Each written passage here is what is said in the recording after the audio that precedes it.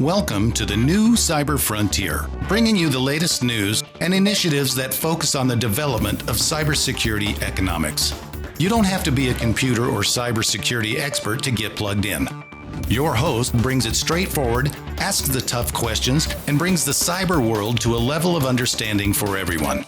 You can find us on the web at www.newcyberfrontier.com. Now join our host as he introduces the topic for today's New Cyber Frontier. Welcome to today's episode of New Cyber Frontier. On today, Cory O Daniel is the CEO and co-founder of MassDriver, and they work in the DevSecOps, and we're going to get into that a little bit today, what they do, and his things that he's going to recommend for you. So if you're in this area, if you're in software development at all, this is a good show for you.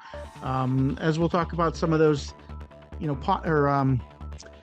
potholes and things that we miss, pitfalls, I guess was the word I was looking for, and hopefully help you out with some recommendations of for wherever you're at in your stage. But Cory, thanks for joining today. Welcome. Yeah, thanks for having me. I appreciate it. Sure.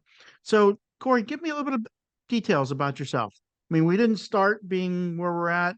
What was your interest as a young version of Cory? How did you get to the point where you're at? What's your path look like? So my background was originally I was in school for two things, physics and architecture. And like that was my passion. I'm still a big fan of architecture. I'm covered in architecture tattoos, redesigned my own house over COVID break. But when I was in college, one of my deans, we were talking about what I wanted to do after school, and I had these big aspirations of I wanted to build some avant-garde, some neo architecture. I had all these ideas, and he's like, "You'll realistically build strip malls or be a professor." And I was like, I gotta figure out a way to make money. So I was like, I had all these math and science classes, and so I was looking around like what else I could do. I happened to be working at a hospital at the time, and I was in the IT department there, like just kind of paying my way through school. And so I decided to focus on healthcare information systems and computer science. So ended up getting a master's degree focused in HIS. I was a HIPAA security analyst for a number of years. Seemed like an exciting job, but it was a lot of wrist slapping, a lot more wrist slapping than like creative work, it felt like. And I was doing a lot of automation as a part of my job, writing software, and kind of fell in love with that part of the job. And so in 2005, I think, I moved to Los Angeles to join a startup. And so I've been in the software side of the world for quite a while since then. The first company I joined, we had a data center in El Segundo, California. And within a few weeks of being there, AWS launched its first cloud service, EC2. And so my boss walks into the office one day and goes, "You've worked in a data center before, right?" And I was like, "Yeah, I have." And he's like, "You're the only person on the team that's worked in a data center and as a software developer. Amazon is selling cloud VMs now, and we're going to migrate off before our colo contract expires." And I'm like, the shoe and bookstore sells cloud. What are you talking about? Like, I was just super confused by what he said.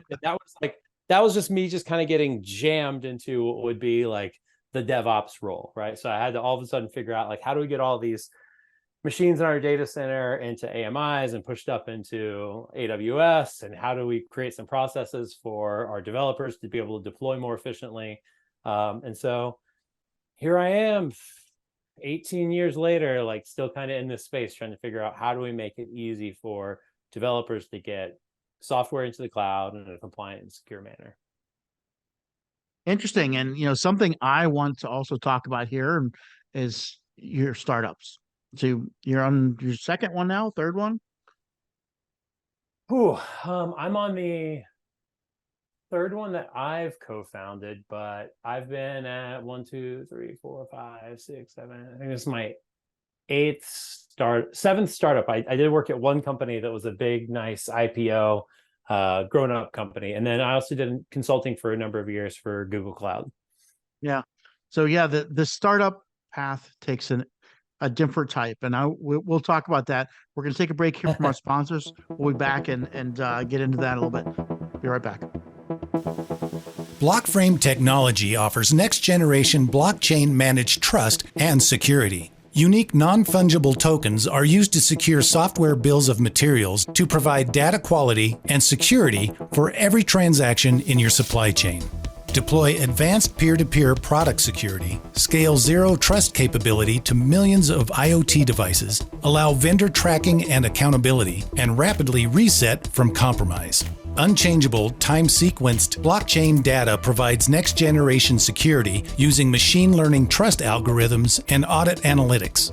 Start securing your supply chain today by contacting Blockframe at www.blockframetech.com. Welcome back to New Cyber Frontier. On today with Cory O Daniel, CEO and co-founder of MassDriver. Before the break, we talked about your numerous startups you've been a part of, some that you've founded yourself. Tell our audience, what's it like to be a serial entrepreneur? I mean, what's it take? I hear the energy in your voice. What else does it take other than what we can hear? Yeah, I mean, it definitely takes energy, and I would not want to dissuade anyone from founding a company if you've got a great idea. I'd say go for it. Like, reach out to a Y Combinator, a Techstars, some design partners, like, get going. But it does take a ton of energy. And what I think you'll find is, like, when you have a problem you're really passionate about, like, you can summon that energy. Now, that also being said, I have an espresso machine in my house, and I probably have about 8 shots of coffee a day, or 8 shots of espresso a day.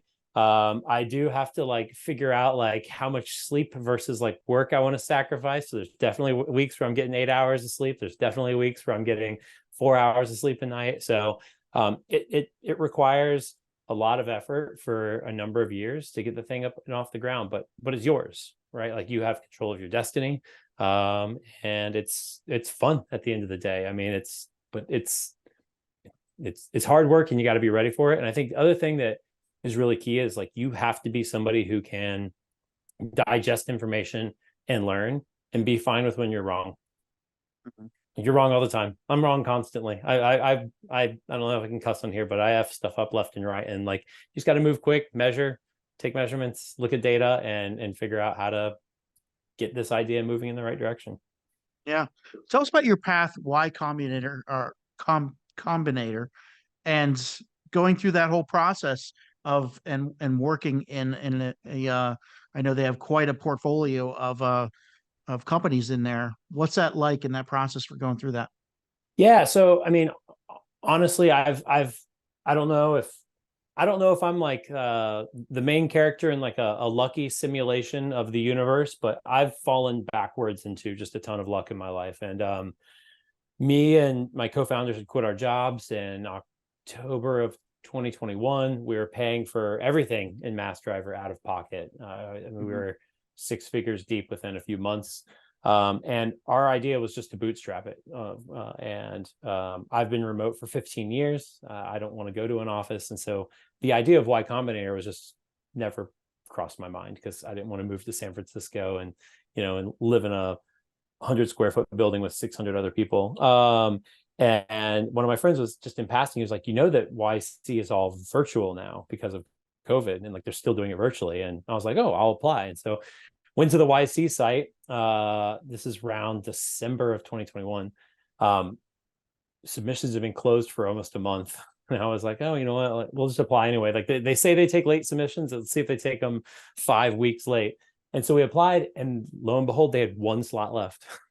Mm-hmm. And so we interviewed, I think, 2 days into the batch. So we were late to the batch.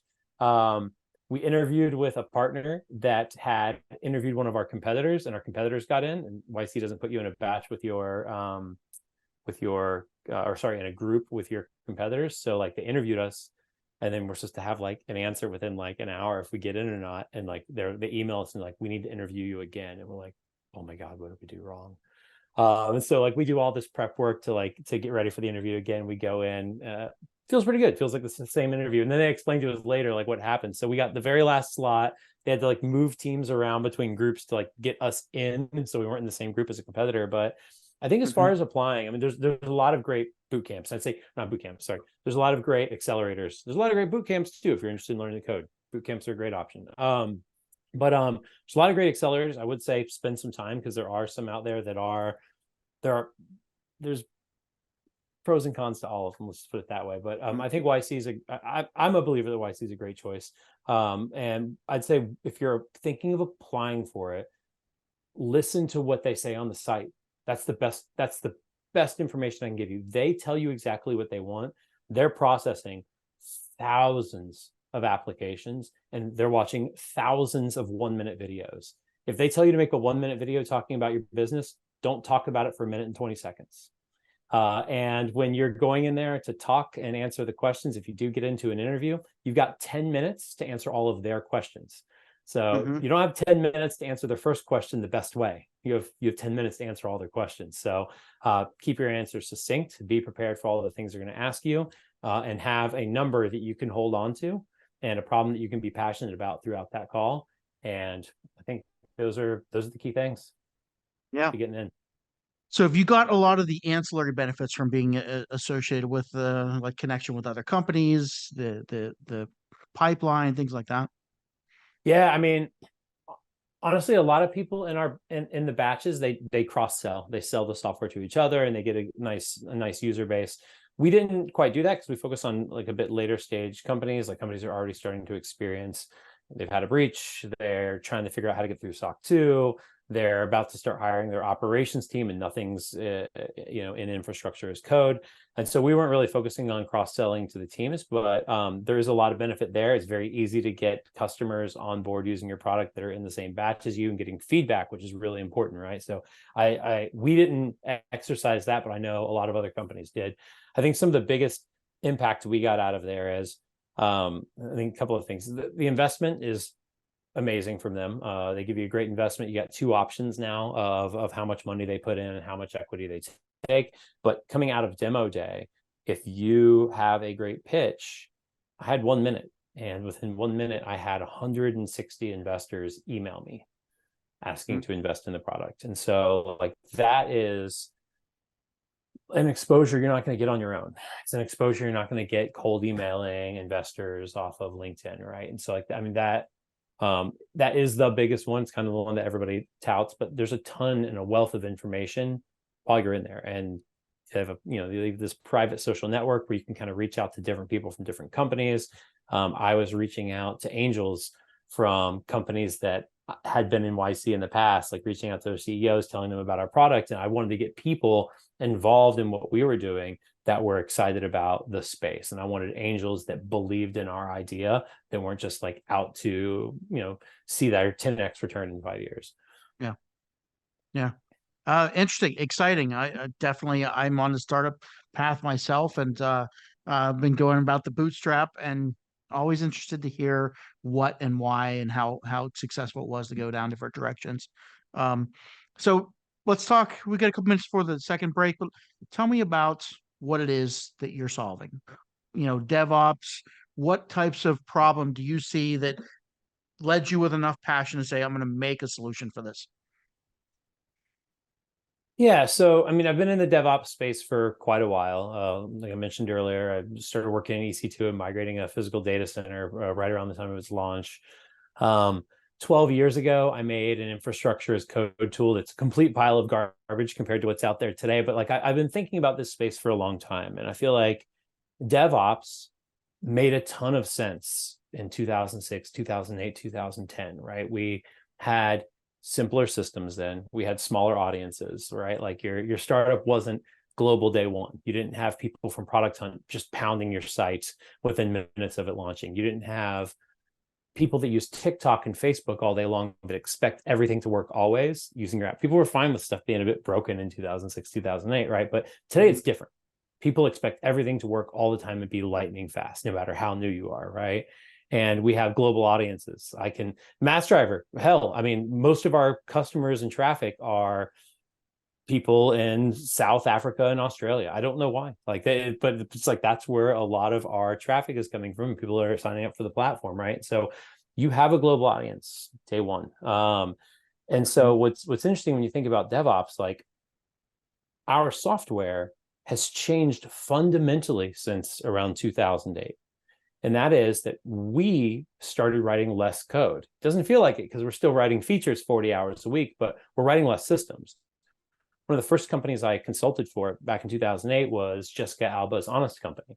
And we didn't have Stripe, or we didn't know about it, or we hadn't learned about it. We had to build our own credit card processing. We had to build this site that was an e-commerce site, but we also had to go build credit card processing, which I'd venture to say any startup today is probably not doing unless they're making a competitor to Stripe, right? We built very different systems back then. We built a lot of the stuff ourselves, but now we're using APIs, right? More and more of our software is becoming a cloud API, this cloud service, that cloud service. MassDriver itself uses 27 AWS cloud services. We still write a lot of code, but we're not writing a lot of code that doesn't have anything to do with our business. And I think that's when DevOps broke. DevOps has always been this thing where it's like, oh, it's more about CI/CD. It's more about like, you build it, you run it. But you build it, you run it now is managing the cloud. And cloud infrastructure and cloud operations was never really a part of DevOps. And so now it's kind of like bolted on the side. People have to think about it. You have this big disparity between what you have locally and like maybe a Docker Compose file and what you're going to be doing when you get that service that's using NATS.io or something like that in AWS. And that's where DevOps really kind of broke, I think, for a lot of organizations, is you have all this cloud complexity that is now landing on the shoulders of your software developers, or you've backslid and you have an operations team and you're doing ticket ops. And I would say that your engineers that you're paying to build features and to build business value are underserved by reinventing the wheel of trying to figure out how to configure stuff. Reading 14 pages in AWS on how to secure and configure IAM for multi-region notifications and like queuing services. Like that doesn't matter to your business. It does matter, but it's not going to sell more customers, right? And you want your engineers building value around the business, not fiddling with IAM and key management and all this other stuff. You want that just to be done and designed by somebody that understands key management, not have an engineer kind of guessing their way through it on a Friday afternoon so they can get a feature rolled out. So sorry, that is my soapbox. I'm also the DevOps is bullshit guy, if anybody's read and been mad about that blog post. But like that's really at the heart of it. And I think that the problem that we're solving is we don't have enough operations professionals in the world and enough security professionals in the world to secure all of our software. There's over 27 million software developers today. That's more software developers than Australia has people. There's a lot of us, and we're just like marching out of boot camps left and right. By 2036, 1 in 100 Americans, or sorry, US citizens, will be a software developer.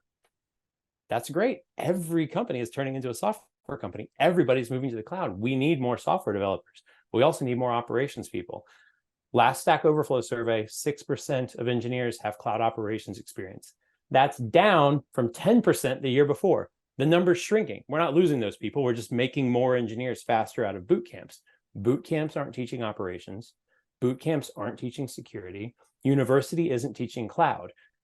Security is something you have to go focus on, mostly after school, or go do a PhD or master's in it, right? You really have to focus on it. You can't be doing feature development and security at the same time, right? Like that's a lot to take on in the university, and no one is really teaching cloud operations. Like, sorry. Hold on to that. We're going to take a break. We'll be right back in a minute.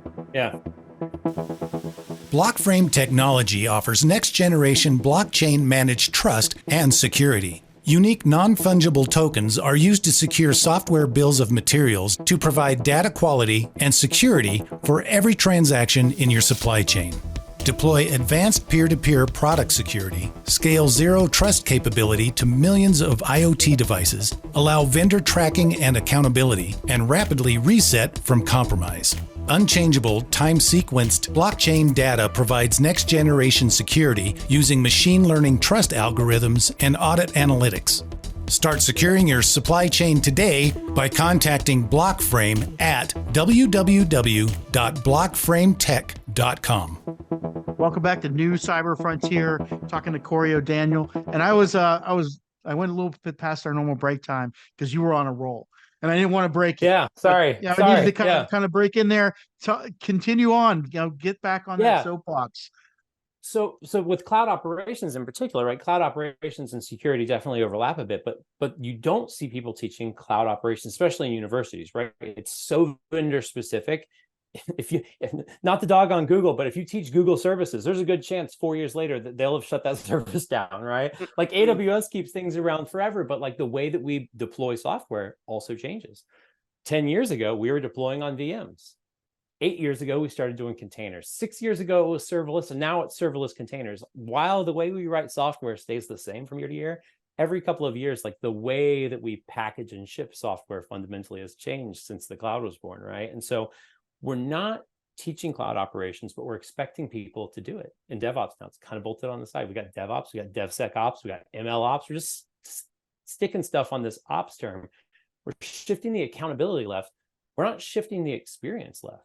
Companies aren't taking the time to invest in their junior or mid-level engineers to start teaching them security, right? Like they'll go hire a couple of security people, but how do you deploy those people effectively? One of the last companies I worked for had 150 software developers, 1 security person, 3 ops people. Guess who the most stressed out people on the team were? Security and ops. Guess who everybody hated? Security and ops. It's like, okay, well, there's 4 of us, there's 150 of you. Like we're trying our best, right? We need to scale ourselves, but we can't afford more ops people. We actually had an ops role that was open. What's the solution to the problem? Yeah, I think you've defined that there's not enough people. How do we substitute, I guess, technology to take over where there's not enough people? Is that what we're talking about? It is, and I have a lot of hot takes here. I'm like a kitchen with all the hot takes I've got. I think that we've been saying for 13 to 15 years that DevOps is a cultural problem, and it is. You have, but the problem is we're not investing in solving it, and we keep kicking this can down the road. It's like, oh, that company did it wrong. The problem was they didn't adopt DevOps culture. It's like, well, turns out people are difficult, right? And getting budgets to get the right personnel are difficult, and finding the right personnel are difficult. And I think honestly, like we've had this DevOps quote unquote culture pain for a while, and like it's about time we rub some tooling on it. Like people always say tooling's not going to fix it. It's like, well, guess what? Like we don't have a way of scaling the people. So we got to figure out a way of doing that so that you can actually get DevOps culture. We need these systems. We need the cloud to be easier, right? AWS isn't in the business of being easy. They're in the business of being capable. You don't absorb 100% of a market by cornering out a lot of functionality so it's really easy to use. You offer all the bells and whistles and say, I can cover any case. It's up to you to figure it out. And that's what we've got, right? You look at a VPC on AWS. Well, Terraform module's got like 100 parameters to configure a network.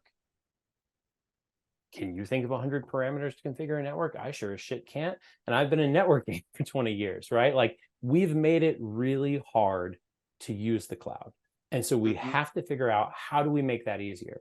And there's a lot of companies that are doing it. Platforms as a service, right? Looking at the Herokus and Vercells of the world, they're creating these abstractions that do make it easy. You can actually do DevOps when you're using Heroku. You can do DevOps when you're using Vercel. I'm operating the cloud. It just happens to be this. I need like a better word for dumbed down, because I don't think it's really dumbed down. They offer very good use cases, but Heroku offers a specific use case. Simplify, right? They offer these very simplified use cases that if you fit into this box, you're going to succeed at DevOps and you're going to be able to move quickly. As soon as you want out of that box, it sucks, right? Like, let's say that I want to start using Redshift and I'm on Heroku. I'm like, okay, it's big data time. We've been able to stay in these dynos for a decade. Just stopping you there. You mentioned 2 technologies. Oh, sorry. Okay. Describe what you said, Redbox and Heroku. Talk about that. So Heroku is a platform as a service, and they have this concept called dynos, which is, I'm going to call them VMs. They'd probably be offended by me calling that, but that's what it is. And then Redshift is just a massive columnar data warehouse that AWS offers, right? And so like you're in this pass and you decide you want to use something in the cloud. Well, guess what? this pass doesn't allow you to peer their network to your cloud's network. So now you're accessing your database over the public internet. That's not a good time, right? And so like it's very easy to get into these passes and actually get some of the security and compliance they have built in and actually feel like you have DevOps. But then the second you break that mold of what they've given you, you've got two operational platforms to deal with. I have to figure out how to manage stuff in AWS, and I have to figure out how to manage my stuff in Heroku, right? I've just gotten myself into a mess when I thought I was on easy street, right? And so what I think that the world needs now, as far as cloud operations is concerned, is starting to build platforms that run on the clouds, whether it's Azure, GCP, AWS, all of them, maybe even Oracle, that give you this PaaS-like experience, but gives your operations and security teams the ability to control how they work, right? Let people feel like they're running on Heroku, but you've got the full power of AWS, and your operations folk can tune the guardrails. They can add their different compliance requirements, maybe different security policies to your infrastructure stack to make sure that your engineers can move quick. They can feel like they've gotten to DevOps, but all of that burden and heartache of DevOps abstracted by the platform. Like the cloud needs to start addressing some of the difficulties that they've created for everybody. And that's kind of where our product comes in. And there's a couple other products in this space that have come in that they're trying to give us this light abstraction over the clouds to make it accessible to any engineer. You shouldn't have to spend days researching a cloud service because you want Postgres to run on AWS. Right? Like I know how it works locally. I've got my ORM, I've got my driver, it just works in Docker locally. And then when I get to AWS, I've got the heartache of 10 secondary services I have to configure just to get to my database, right? So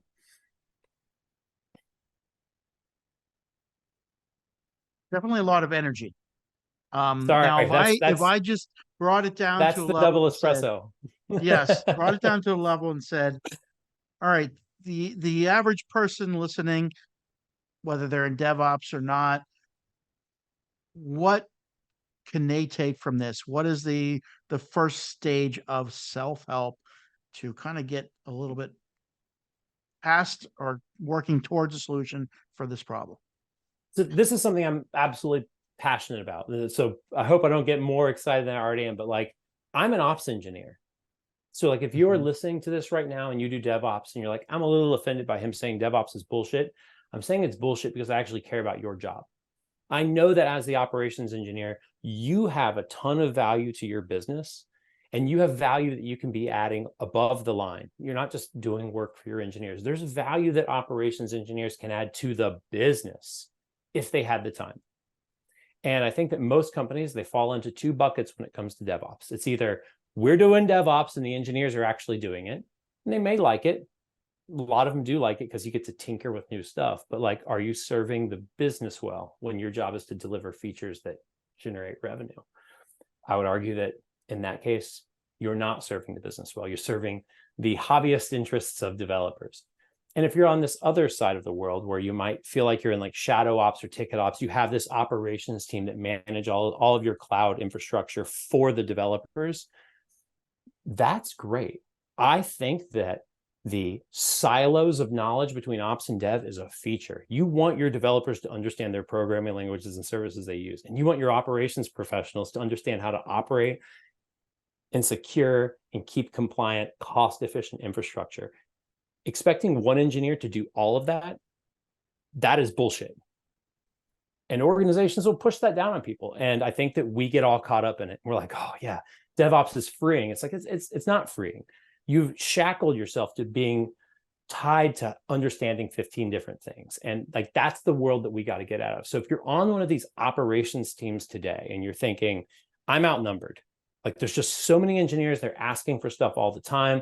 I wish we could get to DevOps. You have to find a way to change it a little bit. And I'm also one of these people that pitches platform engineering. Is platform engineering DevOps? Is it rebranded? It's a different mindset. You have to figure out a way. Two things you have to figure out. One is how to illustrate the value that you can add to the business if you're able to free up some of your time. And you also have to, in that, also illustrate the value that you can add to the engineering side by reducing their costs, because engineers are able to deliver faster. And then I think the second thing you need to do is, once you've done that and you've convinced the business, like, we can build an internal platform to make it easier for these engineers to serve themselves. And I, as the ops engineer, get to work on this internal platform instead. The next thing you have to do is you have to get out of that task, scripting, ticketing mindset. You got to start thinking of that platform as a product, and you got to start thinking of it as your business's second business. You've got your e-commerce that you're selling to your customers, and you've got this internal thing that you're selling to your engineers. You got to get your engineers fucking excited about it, wanting to use it. You might have to get a product manager to work with you to help figure out like how to prioritize talking to your users, which are your team's developers, to figure out like, how do we get the thing that is the biggest force magnifier or force multiplier possible in now? Like, what is the thing that's slowing down all the teams? Let's get that as our first feature. And how do we bake security and compliance into that? So now your CISO isn't wondering about what 150 software developers are doing. They know that you've got maybe your, let's say your compliance scanning, let's say you're doing SOC 2 scanning, or you're doing NIST scanning of your infrastructure, that's happening on every single pull request. You don't have to wonder and come around 30 days later and be like, hey, have we run any of these checks? It's like, it's running every single time. And like that, those two things, like showing the map to value you can add, if you can start to transition towards platform engineering, is number one. Like, you're not going to get there by not showing the value that you can add by getting there. And then number two is just going about that, thinking of it as a product. Mm-hmm. All right. Well, thanks. We kind of reached our time, but in closing, anything that you want to get out, people you're looking for to engage with you, something you're looking for help with, or some products that you want to start selling to customers, who your customers are, go ahead and give a shout out. Yeah. So, I mean, first off, before I try to pitch our platform, I love to talk about this stuff. So if anybody wants to shoot me an email or like hop on a Google Meet sometime and just like talk shop, like, I'm down. I'm Cory O Daniel everywhere. Noe, Cory O Daniel. Happy to talk on Twitter or whatever. Second, before I pitch our product, all of our infrastructure components that we make, if you go to massdriver.cloud/marketplace, we open source them all. So if you're starting to look at doing infrastructure as code and you're looking around on the Terraform registry, know that if you check out our modules, they're all open source. They're all on GitHub. They pass the CIS benchmarks to the cloud. They pass NIST. They pass ISO, SOC 2, and HIPAA by default. So they get you a lot further along in security and compliance than any old module you'll grab off the shelf from the Terraform registry. And third, MassDriver, check it out. I mean, we're a visual platform that sits between your dev and ops teams. The idea is let your ops and security teams codify all their expertise into Terraform, Pulumi, Helm, whatever infrastructure as code tool you're using. You publish it into MassDriver, and your engineers just drag and drop what they need. They see very little controls. They see like the version of Postgres, not like how you want to, like what versions of TLS you want to use. Like, you get to set that. And they see the minimum things there, and you get an audit log of everything they're doing. You can see the security and compliance that's passing. It gets everybody to focus on the part of the business that they need to focus on. And we just kind of take care of all the mundane stuff in between. All right. I think that was well said. Take care of all the mundane stuff in between. Good place to end. Thanks so much for joining today, Cory. Yeah, thanks for having me. It was a fun conversation. Definitely. Have a good one. We hope you have enjoyed this episode of New Cyber Frontier.